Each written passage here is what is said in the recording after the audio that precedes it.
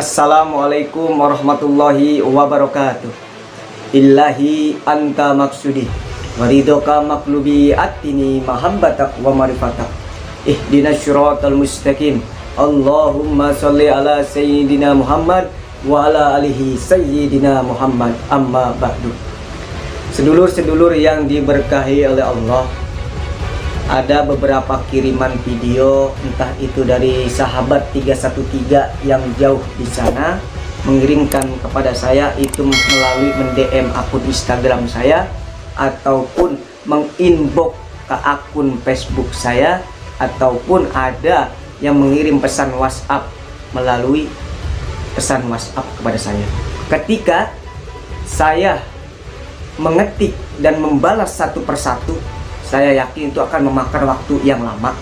Jadi alangkah baiknya saya bikin konten seperti ini agar apa? Menjawab sedulur-sedulur 313 yang dapat kiriman video tentang orang tuanya Nabi masuk neraka dari kelompok Wahabi, yang akan saya tanggapi pada kesempatan video kali ini. Ngeluarin gaya kalau bagi saya. Kelompok-kelompok Wahabi ini selalu bikin kontroversi yang mana dalam kalangan masyarakat. Ini ngeluarin gayanya itu terlalu over bagi saya. Ini kalau jamaah-jamaah terdekat, orang-orang terdekat saya, ini kalimat ngeluarin gaya itu pasti akan paham dan akan tahu. Ini ngeluarin gayanya terlalu over, saudaraku. Kelompok-kelompok Wahabi ini.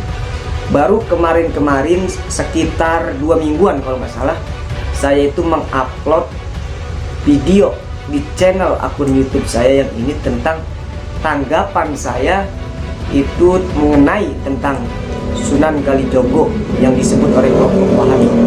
Sedulur-sedulur yang diberkahi Allah, dalam video-video kemarin sekitar 2 mingguan yang lalu, ketika sedulur-sedulur mengecek dalam beranda YouTube saya, itu pasti bakal ada. Tidak lama sih, baru 2 mingguan kalau nggak salah.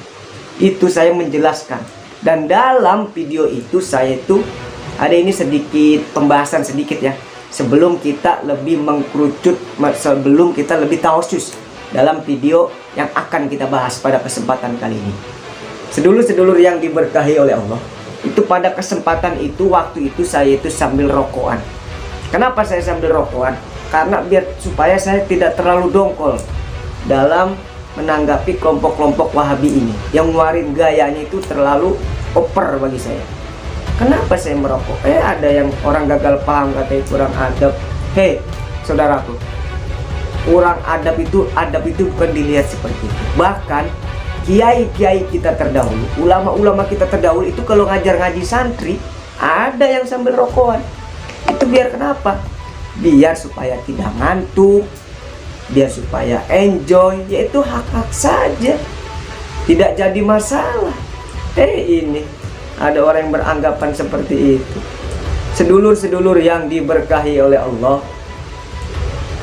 kita, apapun kita di dalam kehidupan ini, apalagi kita dalam konotasi hidup di alam dunia ini, yang mana kita itu ketika kita meninggal di yaumil akhirat, kita tuh berharap ingin mendapatkan syafaat baginda Rasulullah SAW.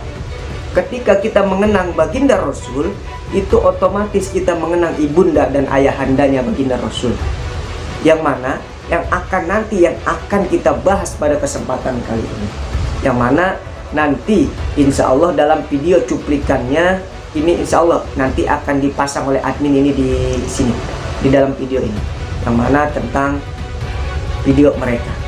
Sedulur-sedulur yang diberkahi Allah, semoga kita senantiasa ikutilah ulama-ulama yang lurus, ulama-ulama yang sangat mengajarkan kepada kita cinta kepada Allah dan cinta kepada Rasulullah SAW. Biar kita tidak terlalu panjang, tidak terlalu keluar dari judul, silakan sedulur-sedulurku semuanya saksikan video cuplikannya yang nanti akan dipasang oleh admin ini. Kepada Nabi, ya Rasulullah, ayahku di mana? Kata Rasulullah, inna abaka finnar, ayahmu di neraka jahanam.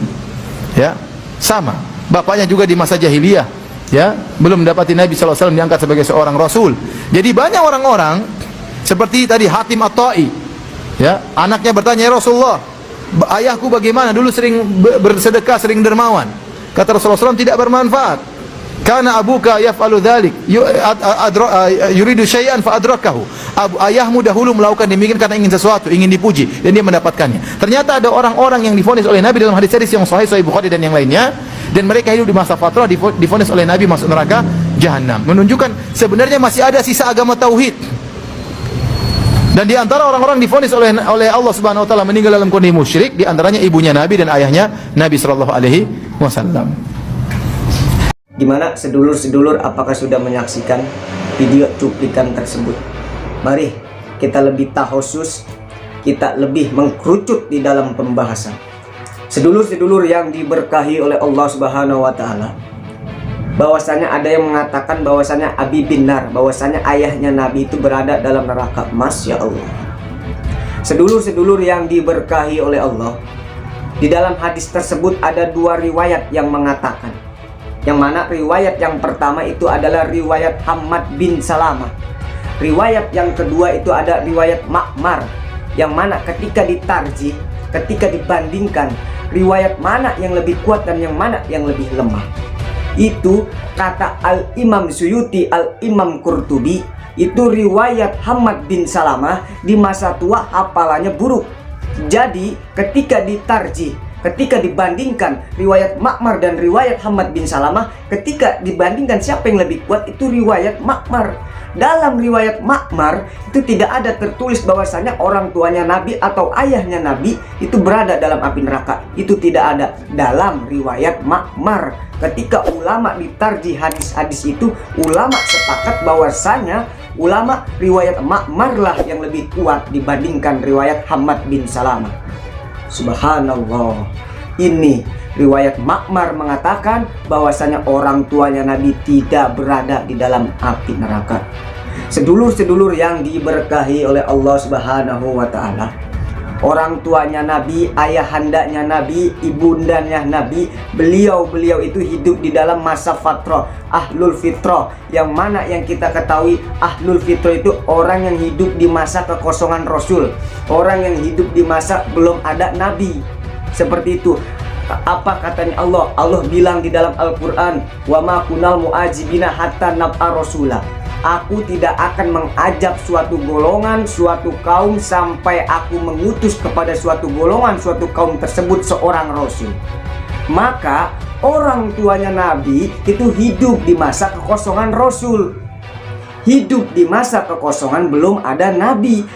Kan Allah yang ngedau tidak akan diajak suatu golongan tersebut, tidak akan diajak suatu kaum tersebut sebelum ada Rasul. Aduh, ini ngeluarin gaya menurut saya. Bagi saya ini, kalau mungkin jamaah 313 yang dekat maupun yang jauh, kalau bahasa ngeluarin gaya pasti paham. Ini karena ciri khas kita itu adalah ngeluarin gaya. Kelompok-kelompok Wahabi ini ngeluarin gayanya itu oper bagi saya. Kenapa? Karena mengatakannya sedemikian. Kan riwayatnya jelas, ada riwayat Hammad bin Salamah, ada riwayatnya Ma'mar. Ketika ditarjih, ketika dibandingkan mana yang lebih kuat, itu riwayat Ma'mar. Riwayat Hammad bin Salamah di masa tua hafalannya buruk, menimbulkan kesalahan. Bahkan kata Al-Imam Suyuti, Al-Imam Qurtubi, beliau mengatakan jika ditarjih dibandingkan, itu riwayat Ma'mar yang lebih kuat. Riwayat Ma'mar di dalam itu tidak mengatakan bahwasanya ayahanda Nabi di dalam api neraka. Itu tidak ada, saudaraku. Tidak ada. Sedulur-sedulur yang diberkahi oleh Allah Subhanahu wa taala, ketika kita membicarakan orang tuanya Nabi, mungkin kita terlalu jauh. Kita mungkin terlalu jauh. Kita lihat ke belakang sejarah para riwayat sahabat-sahabatnya Rasul, yang mana yang kita ketahui tentang riwayatnya Abdullah bin Zubair, tentang riwayat Sayyidina Ukasah, tentang riwayat Malik bin Sinan, yang mana yang kita ketahui riwayat tentang sejarahnya riwayat Malik bin Sinan. Beliau itu ketika baginda Rasul sedang berperang, itu kakinya baginda Rasul itu terkena anak panah. Terkena anak panah, apa yang dilakukan oleh Malik bin Sinan? Dilakukan oleh Malik bin Sinan itu dicabut anak panahnya, langsung dikecup darahnya baginda Rasul. Apa katanya Rasul? Wahai Malik bin Sinan, kenapa kau muntahkan itu darahku? Apa katanya jawaban Malik bin Sinan? Tidak ya Rasul, saya ingin mencampurkan darahmu dan darahku. Apa katanya baginda Rasul? Haram, jasadmu disentuh api neraka. Subhanallah. Lalu tentang riwayat tentang sejarahnya, yaitu Abdullah bin Zubair. Abdullah bin Zubair itu pernah mendampingi baginda Rasul ketika baginda Rasul sedang dijama. Jama itu artinya dalam bahasa Indonesia itu dibekam. Ketika baginda Rasul sedang dibekam, itu ada mengeluarkan darah-darah kotor, itu diperintahkan baginda Abdullah bin Zubair, diperintahkan oleh baginda Rasul, wahai Abdullah bin Zubair, tolong kamu buang bekas darahku dengan satu catatan, jangan sampai ada orang yang melihatnya. Apa kata Abdullah bin Zubair? Ya, siap baginda Rasul. Singkat cerita, ia bergegas untuk membuang darahnya baginda Rasul. Ketika itu dia celingak-celinguk, tidak ada orang. Lalu apa yang ia lakukan? Dipinum darahnya baginda Rasul. Lalu singkat cerita, ia bergegas menemui baginda Rasul. Ditanyalah ia oleh baginda Rasul, wahai Abdullah bin Zubair, apakah sudah engkau buang darahku? Sudah baginda Rasul. Saya jamin 100% tidak akan ada orang yang mampu melihat satupun tentang saya buang darah itu. Lalu kamu buang di mana? Abdullah bin Zubair, saya buang di dalam perut saya baginda Rasul. Kenapa kamu buang di dalam perut saya? Saya ingin menyatukan darahmu dan darahku biar ada di dalam diri saya. Apa katanya baginda Rasul? Haram jasadmu disentuh api neraka. Subhanallah. Apakah kita teringat juga tentang sahabat Rasul, yaitu tentang Sayyidina Uqasah.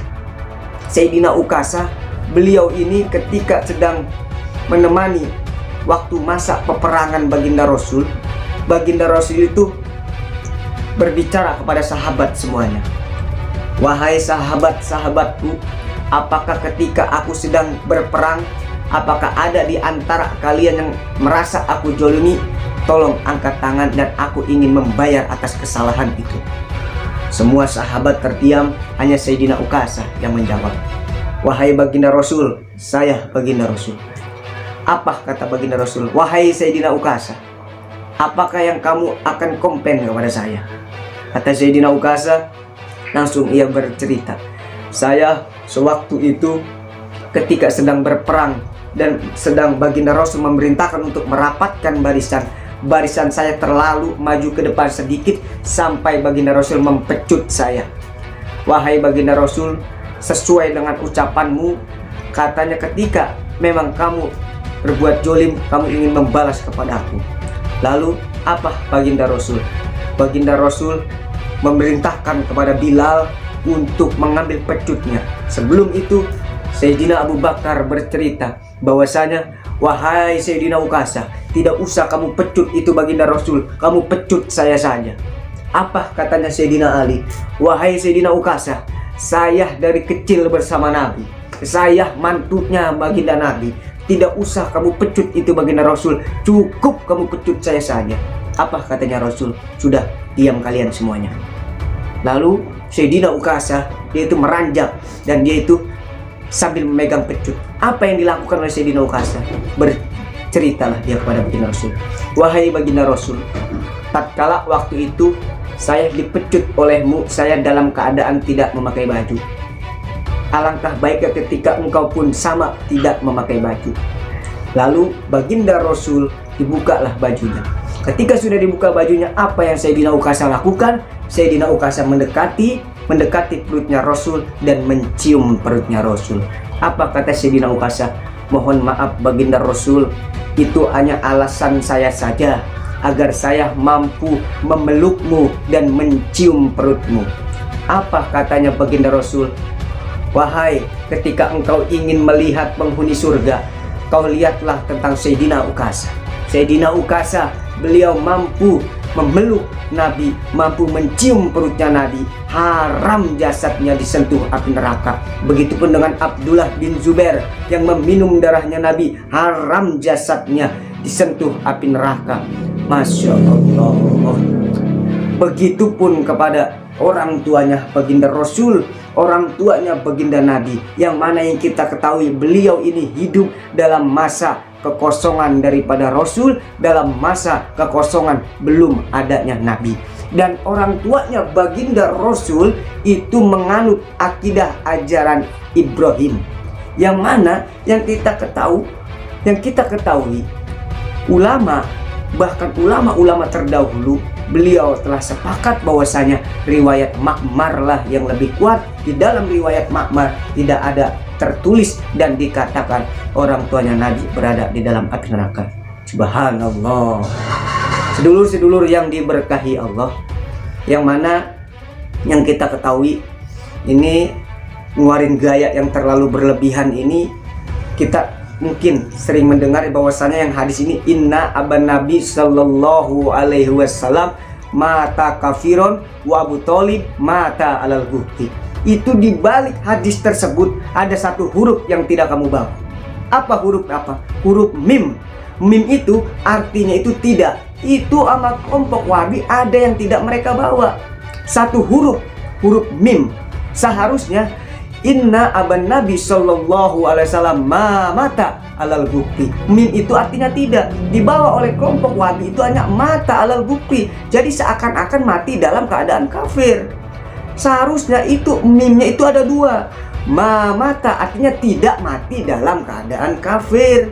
Ini kan dibawa oleh hadis oleh kelompok Wahabi. Ini hanya inna aban nabi sallallahu alaihi wasallam mata alal bukti. Seharusnya inna aban nabi sallallahu alaihi wasallam ma mata alal bukti, tidak mati dalam keadaan kafir. Ini hadis yang benar, hadis menurut para habaib, hadis menurut para ulama. Saya bukan ulama, saya hanya menyambung lidah para ulama, yang mana tentang keterbatasan yang saya punya. Karena ketika saya tidak menyuarakan ini, saya merasa masih ada kekurangan. Masih ada kekurangan, apalagi yang sangat-sangat ingin saya bahas tentang orang tuanya baginda Rasul. Karena kita semua para ulama, terkhusus ulama yang ada di Indonesia, Ahlus Sunnah wal Jamaah, Nahdlatul Ulama, yang sangat mencintai baginda Rasulullah, yang sangat mencintai para sahabat, para tabi'in dan tabi'atnya baginda Rasulullah. Dan kita pun semua berharap mendapatkan syafaat baginda Rasulullah sallallahu alaihi wasallam. Masya Allah, ini memang orang-orang ini ngeluarin gayanya terlalu over, wahai saudaraku. Semoga kita mampu mengetahui, ikutilah ulama-ulama yang lurus, ulama-ulama yang telah terbukti kewarwannya, ulama-ulama yang benar-benar mengajarkan cintanya kepada Allah, cintanya kepada Rasulullah Shallallahu Alaihi Wasallam. Semoga apa yang saya sampaikan bermanfaat. Jika bermanfaat, yakinlah hakikatnya dari Allah Subhanahu Wa Taala. Jika ada apapun yang kesalahan atau apapun, yakinlah itu semata-mata hanya kebodohan dari saya. Ihdinas siratal mustaqim. Assalamualaikum warahmatullahi wabarakatuh.